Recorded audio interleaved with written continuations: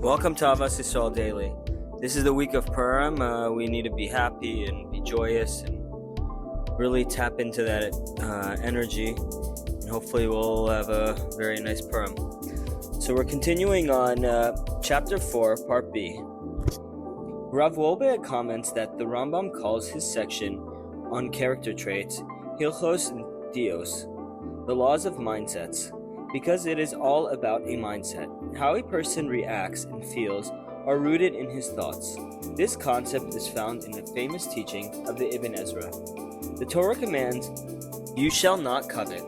The Ibn Ezra says that many people are amazed by this commandment. How can you tell somebody not to desire something that seems good?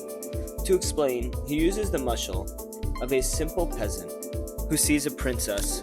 He doesn't even think of marrying her because he knows that it would be impossible. The Ibn Ezra states that anyone with intelligence does not become jealous regarding something that is unattainable. When the Ibn Ezra says anyone with intellect, he's telling us to use our brains to control our emotions, and if we have the intellectual capacity to understand that somebody has a beautiful house, car, etc., because Hashem gave it to him, then you can understand that object is no more meant for you than the princess is meant for the present. Therefore, you will not have any desire for that object, because you realize that Hashem chose not to give it to you.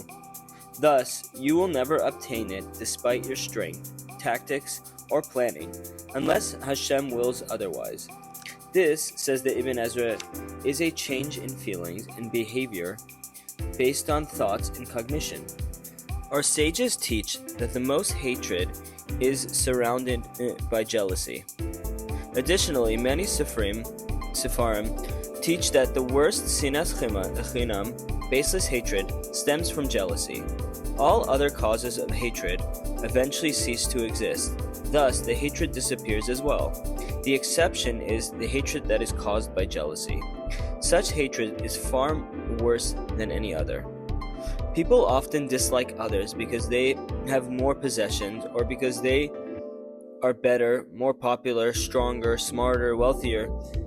But a person must realize that as he's not jealous of the fish that swim deep in the ocean or the bird that can fly, because such capabilities are not feasible for man, so too one must train himself to think that way regarding things that he wishes could be his. The secret of how to overcome sinas chinam is through the ability to change our behaviors and feelings based on our cognition.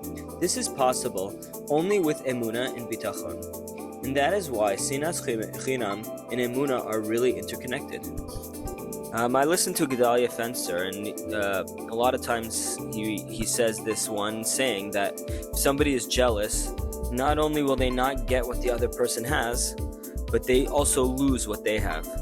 And the more we practice being happy for others, the more Hashem will send us. Thank you.